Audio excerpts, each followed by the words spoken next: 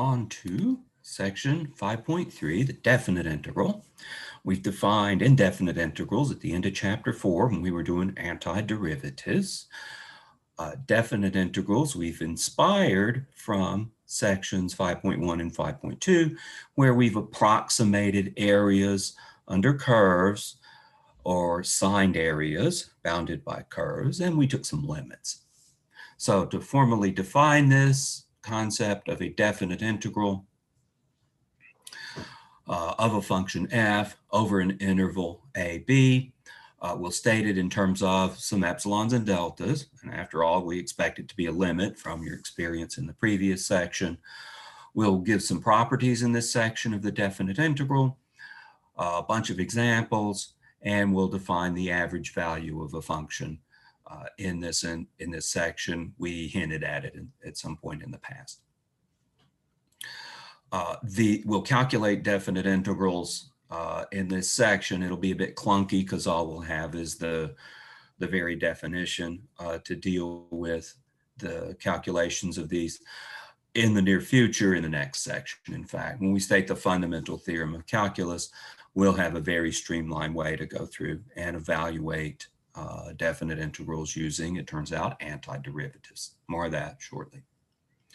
Okay, so for formal definition, let f be a function defined on the closed interval a to b. We say that a number j is the definite integral of f over ab, and that j is the limit of the Riemann sums if the following conditions are satisfied. Okay, sorry about this, but here comes some epsilon delta stuff. The good news is, if it's epsilon delta stuff, we can probably rewrite it simply in terms of limits, and we will.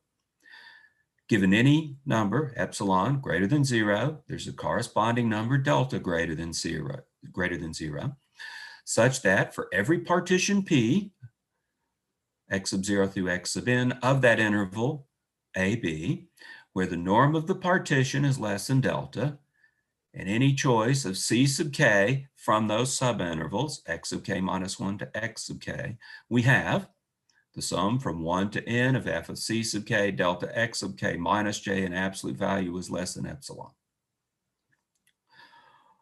We'll denote that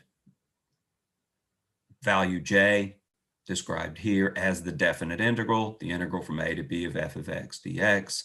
And if these conditions hold, then f is said to be integrable on that interval. All right, so let's dissect this. Now, it's got the standard form of an epsilon delta type limit, as we'll observe here in the next paragraph.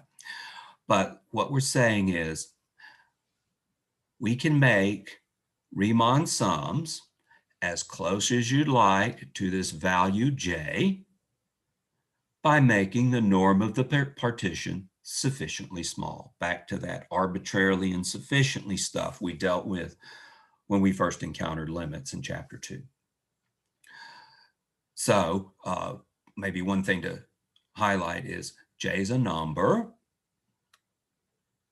J is a limit of something or other. J is a number.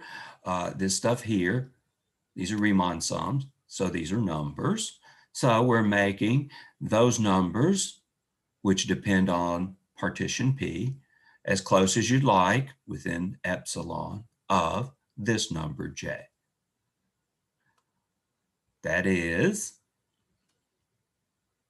if we compare the role of the Riemann sum and j with some function, say capital F of the partition, and j to a limit value, capital L, in the formal definition of limit, as we saw in section 2.3, and compare the norm of P and 0 to x and c in that formal definition. And that formal definition said, when we had the limit as x approaches c of f of x equals L, that is, we had the condition 0 is less than x minus c in absolute value is less than delta, implies the absolute value of f of x minus L is less than epsilon. That's what we had in the definition, the formal definition, the precise definition of limit back in chapter 2. And we've got something almost identical to that because we've got the norm of p less than delta. That's like saying the norm of p minus 0 in absolute value is less than delta implies this. Implies this thing. I'm treating this maybe as f of x, capital F of x, minus L is less than epsilon, where we've got capital F as some function of, ultimately, of the partition. So if we do the replacements, as just described, we've got the norm of p minus 0 in absolute value less than delta implies the sum, the Riemann sum, minus j is less than epsilon in absolute value. The Riemann sum is replacing the function, and the j value is replacing the L value. That statement here is with sufficient hypotheses on the function f. The limit as x approaches c of f of x equals L. So this second statement is equivalent to saying the limit as, we're not having x approaching c, we're having the norm of the partition approach 0. The limit is the norm of the partition approaches 0 of the Riemann sum equals the value j. It's the exact same parallel behavior here with what we had when we dealt with the definition of limit. It's the epsilon delta thing back when.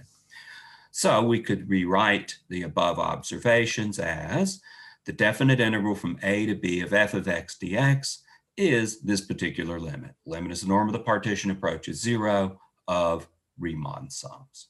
So what are definite integrals? Are definite integral sums? No. They're limits of sums, which are potentially different things. But because definite integrals are limits of sums, limits of Riemann sums, I'd expect them to behave like sums. More details on that when we look at properties of definite integrals. So definite integrals are not sums themselves, but they're limits of sums. They're limits of Riemann sums. And for that reason, definite integrals will behave a lot like sums. In fact, I think we probably commented at some point in the past, this integral sign historically comes from thinking about taking an S and grabbing the ends and stretching it. The integral sign looks like a stretched out S, S for sum. Over here we've got sigma specifically for sum, and a history on this symbol, the integration symbol. It's related to the idea of S as well, for S for sum. Integrals are not sums, they're limits of sums, but because of that, I expect them in some sense to be elaborated on here shortly. They behave like sums. So there's the formal definition of a definite integral, and this is what we were leading up to in the previous two sections. The idea of really areas under curves, okay, signed areas under curves, in terms of Riemann sums and some limits. And this is precisely the limit that we're considering. All right, let's look at an example. A fairly elementary example is just matching up parts in exercise 5.3.6. And it says express the limit as the norm of p approaches 0 of the sum from k equals 1 to n of 4 minus c sub k squared delta x square root of times delta x sub k, where p is a partition of 0, 1, express that limit as a definite integral. Well, definite integrals were defined to be, a definite integral was defined to be a limit as the norm of the partition approaches 0 of a Riemann sum of function values evaluated at c sub k's, where the c sub k's are chosen from the little subintervals. So this should be f of c sub k times the delta x sub k's. So the question is, what function are we dealing with? What function does to c sub k this? Well, the function that squares the input, subtracts that from 4, and then takes a square root. In other words, f of x is the function square root of 4 minus x squared. So that f of c sub k then is this, 4 minus c sub k squared, square root of. So this must be the function. The interval that's being partitioned is the interval from 0 to 1. So we must have that the interval a to b is the interval 0, 1. And the definite integral, which this limit represents, must be the integral from a to b from 0 to 1 of f of x, where we decided f of x was 4 minus x squared, square root of dx. So this limit represents, by definition, this definite integral. By the way, I don't think you know what this definite integral is. In Calculus 1, you're not going to have an ability to precisely evaluate exactly what this integral is. In Calculus 2, you will, when you know some more techniques of integration. To stroke your ego, you're really good at taking derivatives. You're really good at taking limits as well. This new technique of evaluating definite integrals, some global bad news. This is hard. It requires a bunch of techniques, a bunch of tricks in a sense, and you're not good at integrating. Nobody's that great at it. I can make up things easily that can't be integrated, for which this technique, you don't know how to process this technique. You'll spend a big piece of Calculus 2 learning some techniques of integration. And at the end of Calculus 2, you'll be as good as anybody else at evaluating definite integrals, but you still won't be that good at it because nobody is. Differentiation, piece of cake. You're as good as anybody on differentiation. When it comes to this integration stuff, you're not that good at it at the end of Calculus 1. By the end of Calculus 2, well, like me, you still won't be that good at it, but you'll be as good as anybody else. You'll know the standard techniques, and there's some more sophisticated stuff out there, but you'll know all the standard techniques, but not till the end of Calculus 2. Calculus 2 heavily deals with this integration idea. But there's our formal definition. We have addressed so far, between section 4.8 and here, we've addressed three fundamentally different things. We've dealt with antiderivatives in section 4.8. You're given a function, and antiderivative is just a function, such that when I differentiate the function, I get the original function back. Differentiation backwards. But I want to talk about the names of these things and what they were, because all three of them are different. Antiderivatives were specific functions. Indefinite integrals were sets of antiderivatives or collections of antiderivatives. I really like thinking of them as sets, and I've used that notation in the past. So indefinite integrals were sets of antiderivatives. So where we are in our development of these ideas is, well, I know how antiderivatives and indefinite integrals are related. Indefinite integrals are sets of antiderivatives for a given function, f. And now we've got definite integrals. These definite integrals, these are numbers. They were limits. When they exist, we'll get nice finite numbers out. We'll see infinite integrals at some point in the future, but that's a Calculus 2 problem. For now, definite integrals, we have an area interpretation for them. That's how we set everything up. And they're numbers.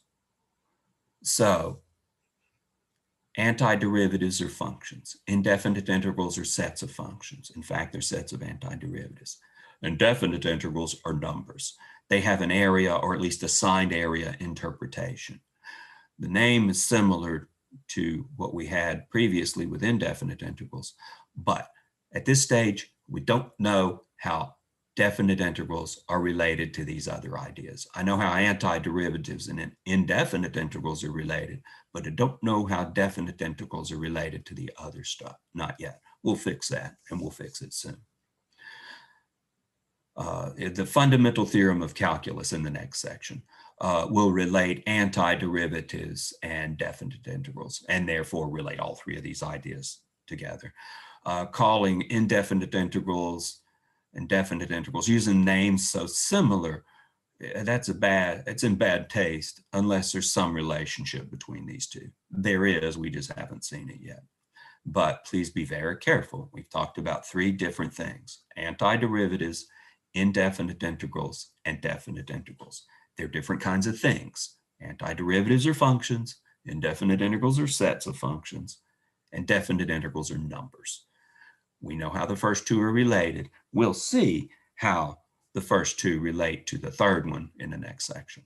But for now, these are three different things. The notation is similar, especially for indefinite and definite integrals, but they're different kinds of things. So they ain't the same. They're not even the same kind of thing. All right. More of that in the next section in terms of the relationships between them, and emphasis on the fact that they're different kinds of things. All right, in the previous section, we saw examples where we took limits of Riemann sums, where we had each subinterval the same size.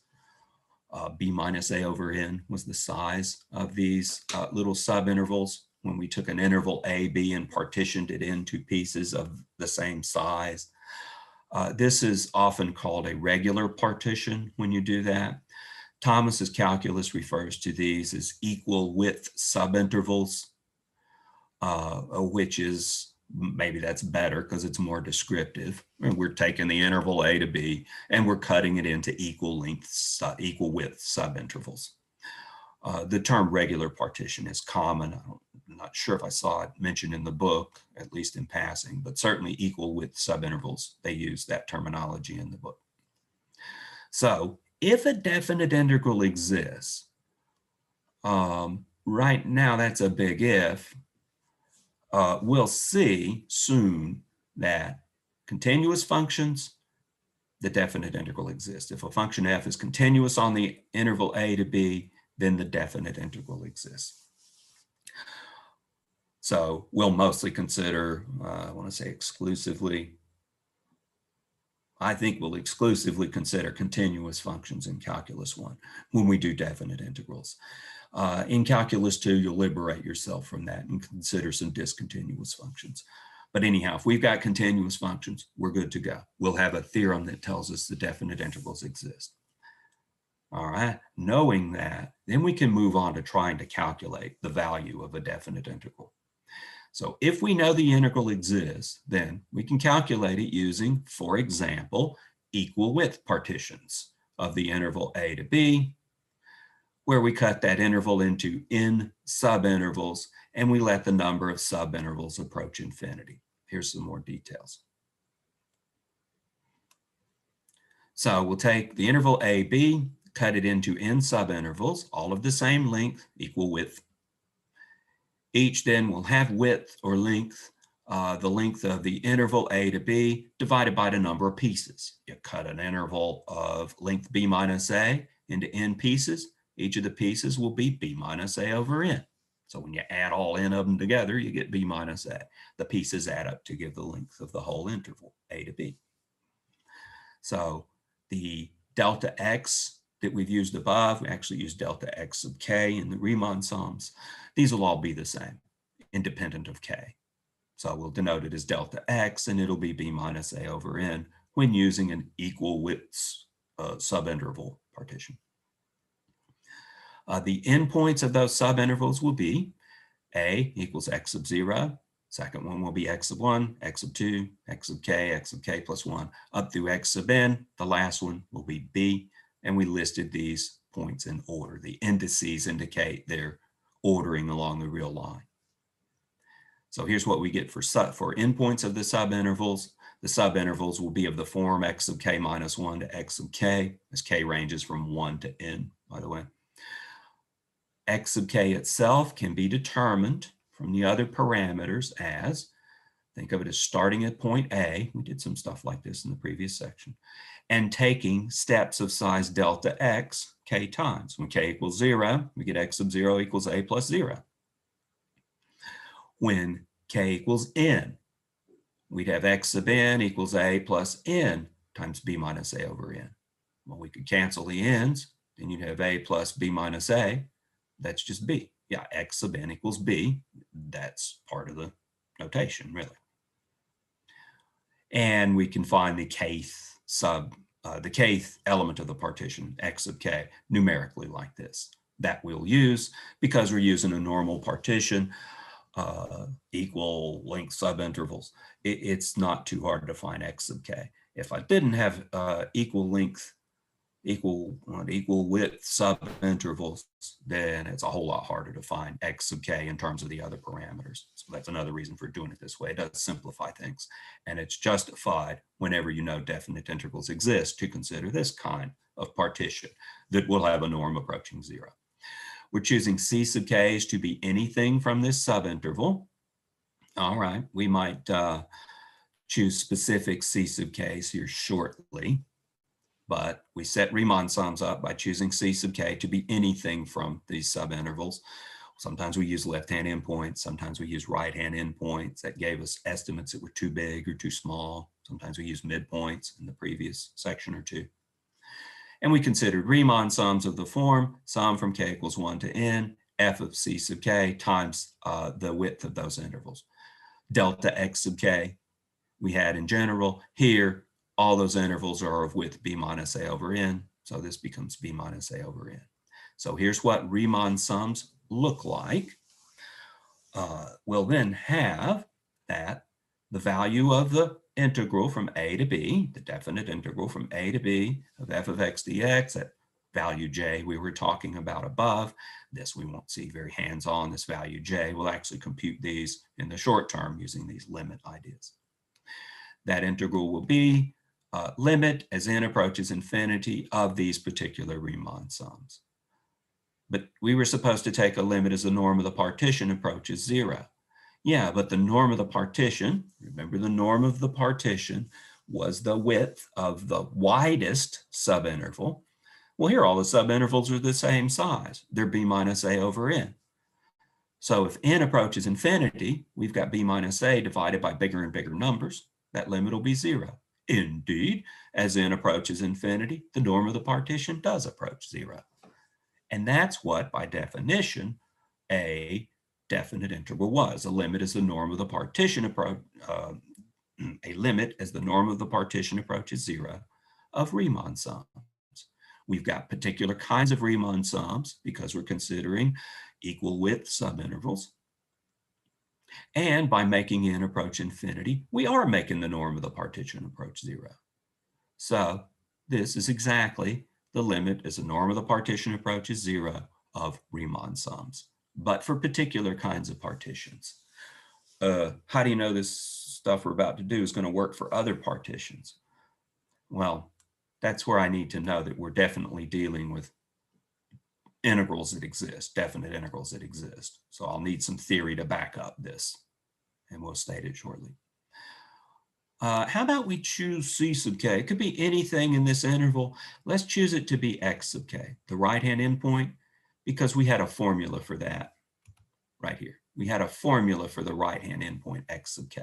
So let's choose c sub k to be x sub k. It could be anything between x sub k minus 1 and x sub k. Well, I got a formula for x sub k, so let's use that. Could you find a formula for x sub k minus 1? Sure, just replace k with k minus 1. Could you find a formula for the midpoint? Yeah, we could average those two. I can use anything. The simplest thing to use is c sub k equals x sub k, because we have a simple formula for that. But you could use anything in that subinterval. You could go 3/4 of the way over between x sub k minus 1 and x sub k if you want, anything. I'm choosing this because the arithmetic is easiest with this. So we're using the right endpoint to compute heights associated with bases for particular subintervals. And we've done that specifically before with some examples. With that choice for c sub k, then the integral becomes limit as n approaches infinity, sum from k equals 1 to n of f of c sub k, but we've chosen c sub k to be a plus k times b minus a over n. All right, and then here's the delta x sub k's. They were always the same because we had equal width subintervals. This we're going to compute with. This, it's going to be tedious. We've actually already done some of these in the previous section where we took limits of finite sums. I think that was the title of the section, almost at least. So we're going to compute definite integrals using this, assuming we know that the functions are integrable. And that'll be fine. If the function's integrable, then if you can set up Riemann sums and take a limit where the norm goes to 0, norm of the partition goes to 0, you're in business. The value you get out will be the value of the integral. but it's not going to be pretty. And we'll have a shortcut way to deal with this when we have the fundamental theorem of calculus in the next section. The next result gives a large class of functions that are Riemann integrable, for which the definite integral exists. This class includes continuous functions. So we'll deal exclusively, I'm pretty sure, with continuous functions in the examples we do. So we're justified in an approach like this. If I have a continuous function f on the interval a to b, then this is a way to find the definite integral. The idea behind the integrability of continuous functions is given in a couple of the exercises. In the end of the chapter exercises, the additional and advanced exercises given at the end of chapter 5, 511 and 518, they argue that piecewise continuous functions are also integrable. In fact, the theorem deals with that class of functions. I can give you a reference in a senior level class that gives a justification of this. We'll just take this as given. They do try to, it's such a big result, they do try to give an argument for it in the exercises. Theorem 5.1, integrability of continuous functions, says if f is continuous on the interval from a to b, or if f has at most finitely many jump discontinuities on that interval, then the definite integral exists, and function f, therefore, is integrable, Riemann integrable over the interval from a to b. All right, so continuous functions, and that's a kind we'll look at. In fact, we can let some discontinuous functions sneak in if they just have jump discontinuities. Monotone increasing functions on an interval have only jump discontinuities, but we're going to concentrate on continuous functions because our plate's full enough. A rigorous proof of this requires some concept of uniform continuity, and that's actually, they try to introduce that in some of the exercises. Good luck. We'll do it thoroughly in a senior level analysis class. In analysis 2, math 4227/5227, it's also cross-listed as a graduate class, so not for the faint of heart. As an undergraduate math student, this would be what you take around the end of your math career, whereas Calculus 1 is what you take at the beginning of your math career. But this is a common theme, this idea of integration and calculus ideas and limits and continuity are common themes in broad parts of math.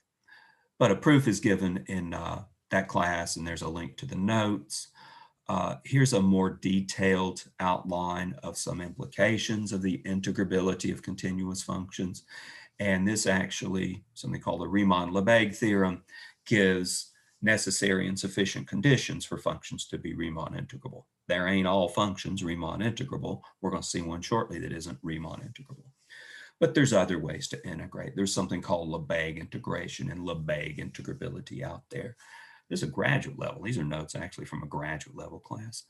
So not only does calculus permeate the undergraduate curriculum, it's going to be a big chunk of a graduate curriculum in our master's program. We study the same stuff. Well, generalizations of it in the graduate curriculum. Not all functions are integrable in the sense of Riemann. It turns out that a bounded function on set A, B is integrable if and only if it's not too badly discontinuous. What that means is an extremely long story. Come back and see me after you've got your undergraduate degree and you're ready to start graduate classes, and we'll look through that in this Riemann-Lebesgue theorem. So we'll consider that and what exactly too badly discontinuous means. This is a good way to word it kind of informally. Continuous functions are Riemann integrable, and functions that aren't quote unquote too badly discontinuous are Riemann integrable, whatever that means. Well, let's look at an example of a function that is too badly discontinuous. Example 5.3.1 has you consider, this is called a Dirichlet function commonly, has you consider this function. Let f of x be a function that's 1 if the input value x is rational, and 0 if the input value is irrational. Now there's rational, irrational numbers distributed all over this interval 0, 1. So this function has 1 an infinite number of times. It's 0 an infinite number of times. Rational and irrational numbers interweave between any two rationals. There's an irrational between any two irrationals. There's a rational number. And these things are just all over the place. So this function is 1 a bunch, it's 0 a bunch, and it's almost like a shotgun blast of zeros and ones. So this function is big time discontinuous. It doesn't get close to 1 and stay close to 1 in a continuity epsilon delta kind of sense. This function's discontinuous at every point between 0 and 1. It is badly discontinuous. So badly, it's not Riemann integrable. Okay. If, big if, turns out to be false, if f is Riemann integrable on the interval 0, 1, then the definition of Riemann integral is this, where we take any choice of c sub k from subintervals. The subintervals are based on the partition P. When I look at one of these subintervals, it's got rational numbers in it and it's got irrational numbers in it. It's got an infinite number of rationals and irrationals in it. Here's what we're going to do. For the c sub k's, we're going to see what happens when we choose a rational number and what happens a second time when we choose irrational numbers. So first, we'll pick always rational values of c sub k. We'll get out one value. Secondly, we'll pick irrational values always for the c sub k's, and we'll get out a different value. If the integral exists, I get out the same values no matter how I choose the c sub k's. Well, this must not be Riemann integrable then. Okay. If the function is Riemann integrable, we can choose the c sub k's any way you want. Suppose we chose them to be rational numbers from this interval. When I plug a rational number into the function, we get 1 out. Okay?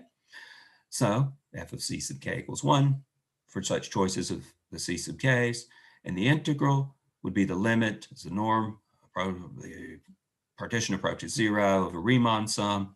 The f of c sub k's, if we choose the c sub k's to be rational, those will all be 1. I can ignore it. 1 times delta x sub k is delta x sub k. We get a limit as the norm of the partition approaches 0 of the sum from 1 to n of delta x sub k. Hey, the delta x sub k's are the lengths of the little subintervals. When I glue all the little subintervals together, they give us the whole interval, in this case, the interval 0 to 1. So the sums of the lengths of the little pieces is the length of the interval 0, 1. That is, it's 1. The little subintervals partition up the interval 0, 1, add up their lengths, you get the length of the interval 0, 1. We get the length of the interval a to b in general, which is b minus a. And we'll see some of that here in a little while also. So this becomes a limit as the norm of the partition approaches 0 of just 1, and that equals 1. Okay, so we get out 1 for this limit when we choose the c sub k's to be rational. Now let's choose the c sub k's to be irrational. If we choose the c sub k's to be irrational, and then we plug them into the function f, when we plug in irrational numbers, we get out 0. For function values will all be 0, so we pick up a 0 here. All right, well, and the whole thing is 0. We get a sum of zeros, which is 0. And the limit is the norm of the partition approaches 0. It's just a constant. Well, it was a constant before, gives out 0. So if this function is Riemann integrable, then the way we've evaluated this limit and the choice of the c sub k's this time should be the same as what we got before. But we can't have both the integral be 1, as we saw on the previous slide, and the integral equals 0, as we saw on this slide. It's not Riemann integrable. It's too badly discontinuous. If it was Riemann integrable, we could have chosen the c sub k's however you want, and whatever was produced would be the value of the integral through the limiting process. We get different things from the limiting process. It's not Riemann integrable then. So there's an example of a non-Riemann integrable function.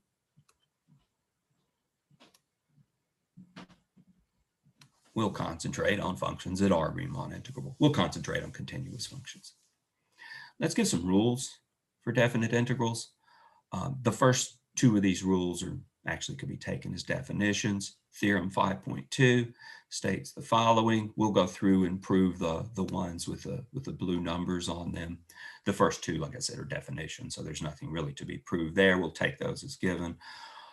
This one involves integrals over different, number 5 involves integrals over different intervals, and for some technical reasons, that one's a little bit more involved. We've got the ability to do it, but that one's a bit lengthier, so we'll stick to the others. All right, first, the integral from a to b of f of x dx. If you swap the bounds and write this as an integral from b to a of f of x dx, you need to introduce a negative sign. Swapping the bounds introduces a negative sign. They called it order of integration. It's a definition, can't argue with it. Swapping the bounds introduces a negative sign. Zero width interval. If I integrate from a to a, any function, we simply get 0 out. Take that as the definition. If you closely analyze our definition of integrals, they're based on intervals, and intervals don't have the same endpoints. Usually that's the definition of an interval and has a non-zero interior, a non-empty interior, but we'll take that as a definition as well. We'll draw some pictures of this stuff, some of it here shortly. The constant multiple rule says the definite integral from a to b of c f of x is, bring that constant c outside, c times the definite integral from a to b of f of x dx.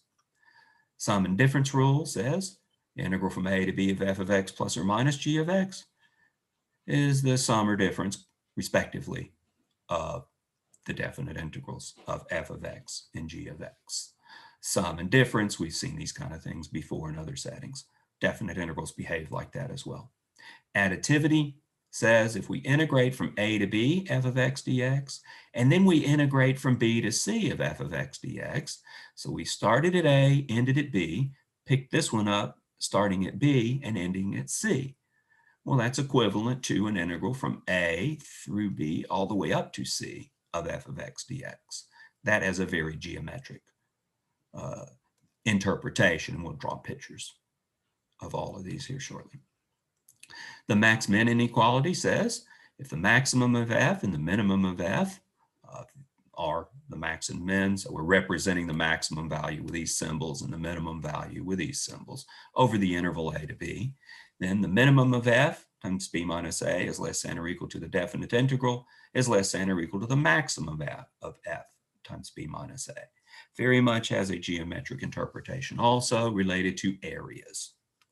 In fact, we'll draw some pictures here in a second. I'll take some pictures out of the book that are always based on non-negative functions. These results are not based on necessarily having non-negative functions, but the pictures are easier to interpret when we deal with non-negative functions. The last one is called domination and says if f of x is greater than or equal to g of x on this interval, then the integral from a to b of f of x dx is greater than or equal to the integral from a to b of g of x. To illustrate these, we get the following. These are figure 511. Zero width interval. Here's the graph of the function. There's no area, right? And these definite integrals have an area interpretation. There's no area under that curve, even if the function were negative. So there's your zero width interval. The value of that integral is 0. Here they're illustrating, take the function f of x and multiply it by 2. They're taking the constant to be 2 this time, doubling the height in all corresponding positions. So 2 times f of x would be represented by this function. Double the function. The area here is the same as the area between these two. The heights are the same in corresponding places. So the area has been doubled. So there's a picture to illustrate the idea of doubling the function, doubles the area, in the case that the constant is 2. And again, I'm talking straight up area because these are non-negative functions. They don't have to be for the properties, for the pictures they are. Here we're adding two functions together. They have kindly taken the f of x function to be a constant function. The g of x function is this little yellow function here. And when I add g of x and f of x, since the f of x function is a constant, that just corresponds to translating upward the g of x function by whatever constant value of the f of x function is. So it shifts directly upwards. And when I look at the area under f of x plus g of x, it's the area under g of x plus the area determined by this little rectangle here, the area under the f of x function. Here, a constant function to make it easier to visualize. The additivity, let's make it a little bit bigger, the additivity for definite integrals is, as described, the integral from a to c of f of x dx, the area under the curve y equals f of x for x between a and c, is the area under the curve for x between a and b, plus the area under the curve between b and c. We didn't put any constraints on those values, like b is necessarily between a and c. That's not part of the story. It wasn't part of the hypotheses. The picture is easiest to visualize when the function is non-negative and b is between a and c, but it holds in more general settings. And this should make it very plausible also. The max-min inequality, here's the function f of x. On the interval a, b, here's its minimum value along the y-axis. Here's its maximum value along the y-axis. And this says the minimum of f times b minus a. Well, that'd be a rectangle of height, minimum of f, and base, interval a to b. This little rectangle here. Maximum of f times b minus a, that'd be the big rectangle. The height is maximum of f, and the width is the width of interval ab, b minus a. So we've got a big rectangle here determined by the maximum value of the function, a little rectangle here determines height determined by the minimum value of the function, and then the f function moves around in between there, in between the min and the max. So the area under y equals f of x will definitely be bigger than this little rectangle and will be smaller than this big rectangle. That's the max-min inequality. So that makes it quite easy to understand with this image. Domination, if it needs any justification, simply says if the f of x function is greater than or equal to the g of x function, the f of x function has more area under it than the g of x function does. When dealing with non-negative functions, I can talk areas. So those each should appear plausible based on that. Let's look at proofs. Proofs actually aren't that complicated for 3, 4, 6, and 7. All right, we're given that f and g are integrable over the interval from a to b. So those definite integrals can be expressed in terms of limits. Let's prove the constant multiple. Let P be a partition of the interval a to b.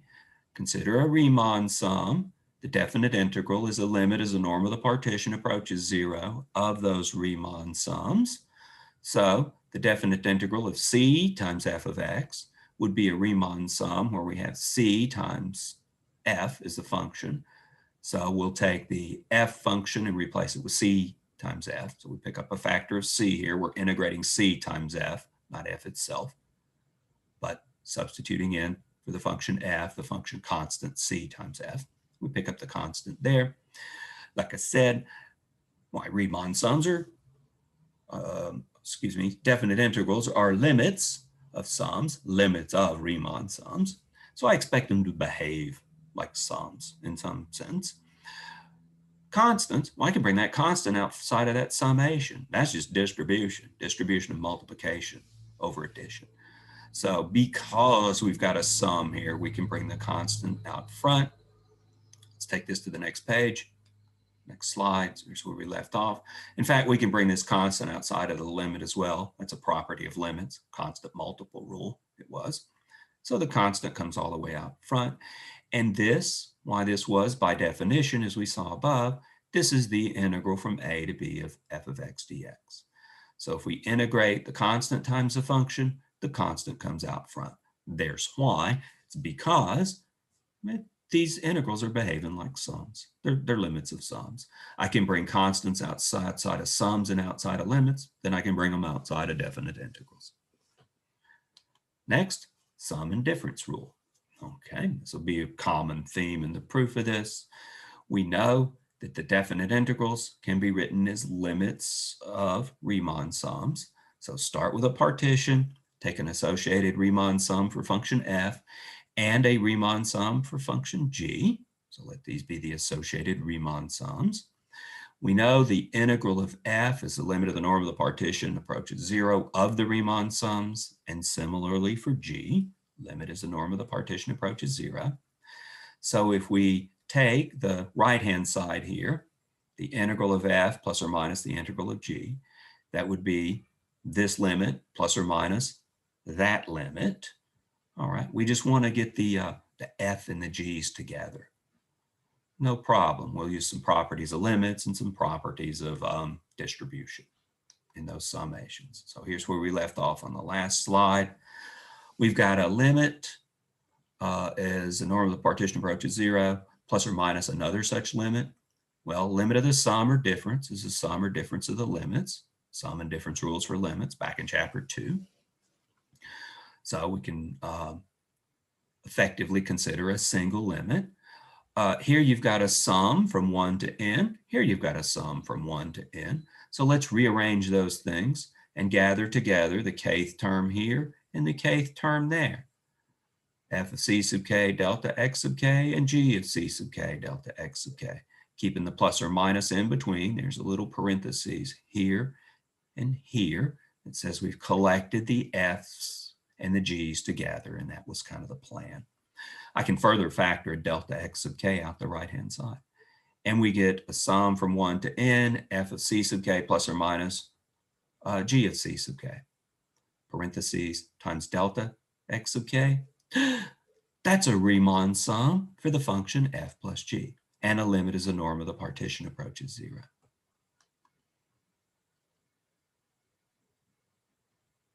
Here's where we left off. Okay, like I said, that's a limit of a Riemann sum for the function f plus g. Here it is. That's exactly what the integral from a to b of f plus g, or f minus g, f plus or minus g. That's exactly what the integral of f of x plus or minus g of x would be, a limit of this kind of Riemann sum. So this is, taking that limit, the integral from a to b of f of x plus or minus g of x. So the sum or difference of the integrals is the integral of the sum or difference. We're having a linearity behavior between how constants are interacting with integrals and how sums and differences are interacting with integrals. Max-min inequality. Okay, we'll start with a partition and consider a Riemann sum. By definition, the integral is a limit as the norm of the partition approaches 0 of those Riemann sums. We're choosing the c sub k's to be from the subintervals. Now you know, no matter what you choose c sub k to be, f of c sub k is greater than or equal to the minimum value of the function on that interval and less than or equal to the maximum value of the function on that interval. It's one of the function values from that interval, so it's between the min and the max function values. Also, if you'll sum from 1 to n the delta x sub k's, that's the sum of the lengths of the subintervals, that'll give you the whole interval a to b. So the sum of the lengths of the subintervals is b minus a. We saw this in a previous example, but in the previous example we had the interval 0, 1, and in the previous example we had equal width subintervals. Well, we don't necessarily have that here. But still, when you add up the lengths of the subintervals, you get the length of the interval which they partition, which is the interval AB, which has length B minus A. Okay, so those two observations, this relationship on the f of c sub k's to the max and the min, and the sum of the delta x sub k's is B minus A. So the integral we know to be, by definition, a limit as the norm approaches 0 of Riemann sums. I'm going to take the f of c sub k everywhere it occurs and replace it with a smaller minimum of f. All right, that'll introduce an inequality, and all we did was replace the f of c sub k with a minimum of f. It's some constant number. If it's a number, we can bring it outside of that summation, that's distribution. We can even bring it outside of the limit, constant multiple rule. That leaves us with the sum from 1 to n of the delta x sub k's. We observe that's b minus a as above. Take a limit, well, it's a constant, so you just get the b minus a out, and we've got minimum of f that was out front times b minus a. That's what we claim. The integral is greater than or equal to minimum of the function times b minus a. Let's do it for the maximum. Well, it's going to look exactly the same. So I forgot to make these large. It's going to look exactly the same, except the inequality will be reversed here. Okay, next page. Yeah, the inequality is reversed, and instead of putting a min, we put a max in. It factors out, it comes out front. We've got the b minus a from the sums of the lengths, and now we get maximum times b minus a as promised. Domination, you know f of x is greater than or equal to g of x. Let's speed this up a little bit. Same protocol. Introduce the Riemann sums and the limits. Because f of x is greater than or equal to g of x on the interval a, b, then f of c sub k is greater than or equal to g of c sub k, regardless of how you choose the c sub k's. So similar to what we had before, the integral is defined in terms of a limit of Riemann sums. All right, each f sub k is greater than or equal to each corresponding g sub k. So we pick up an inequality when we replace the f of c sub k's with g of c sub k's. This is a Riemann sum for g. And a limit, well, that produces the integral of g. So the integral of f is greater than or equal to the integral of g, definite integrals over those intervals.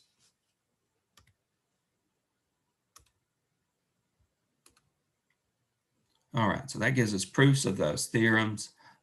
Let's do one more example, and maybe we'll take a little bit of a break and get into some more computational stuff, the background for which we've got set up now that we have these results that we stated from this section so far. Okay, so an example that applies those results says, suppose f and h are integrable, and the integral from 1 to 9 of f of x dx is -1. The integral from 7 to 9 of f of x dx is 5. And the integral from 7 to 9 of h of x dx equals 4. So I don't know anything about these functions. I just know these three values. Use the rules that we just saw, Theorem 5.2, to evaluate these various integrals involving the functions f and h. Okay, so we'll just go through these one at a time. First, you're asked integral from 1 to 9 of -2 f of x dx.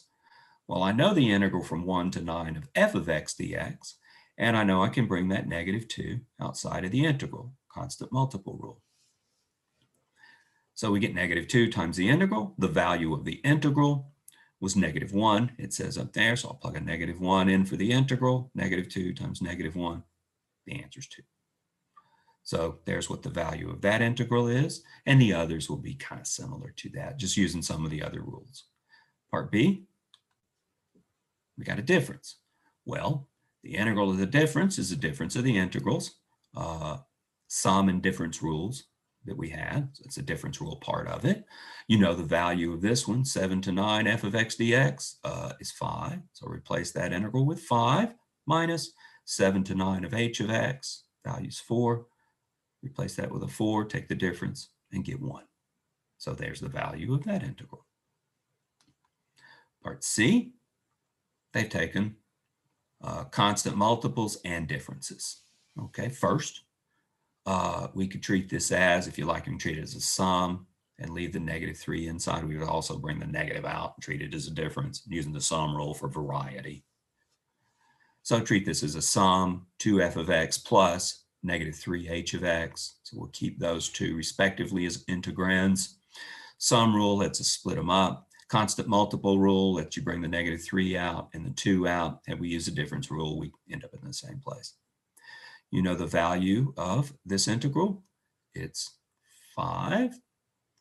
The value of this integral is 4. We were given both of those. So we get 2 times 5 minus 3 times 4. 10 minus 12 gives us -2. And so we get part C based on those rules. Part D asks for the integral from 9 to 1 of f of x dx. Okay, we know the integral from 1 to 9. So we'll have to swap the order. Integral from 9 to 1 would be negative integral from 1 to 9, the order of integration, the definition, the first little part of Theorem 5.2.1. We know the value of this integral is -1. Whoops. So we get negative, -1, and we get 1 out for the value of d. In part E, they ask us for an integral from 1 to 7 of f of x dx. Okay, this one's a little more complicated, but not much. We know the integral from 1 to 9 and the integral from 7 to 9 of f of x. Well, by additivity, if we integrate from 1 to 7 and then 7 to 9, f of x dx, that's the same as the integral from 1 to 9 of f of x dx. And here's the one we're looking for. So we can solve for this. Remember, it's just 3 numbers. Take this number to the other side, subtracting. I know the integral from 1 to 9 is -1. I know the integral from 7 to 9 is 5. -1 minus 5 gives us -6. And that's the value of the integral from 1 to 7 using the additivity stuff. So they've just cleverly given us things from which we can find specific integrals. All right, integral from 9 to 7 of h of x dx. Okay, this is just a combination of a couple of them. We can use the difference rule first. We know the values for the integrals from 7 to 9. So let's reverse the order on each of these, introduce negative signs on each of these. Integral of h of x we had was 4, put a 4 there. F of x had an integral of 5, -4 plus 5, value of that one's 1. So same things over and over. Excellent. Let's call it quits. For now, at this point, we'll come back in a second video for this and compute some more things. We'll get a little bit of knowledge about how to compute definite integrals and do what we can with the limit definition of integrals in this section. In the next section, we'll state the fundamental theorem of calculus and prove it, and we'll have a real more streamlined way of evaluating definite integrals in. So I will see you soon, and we'll wrap up section 5.3 in another video. Have a nice day.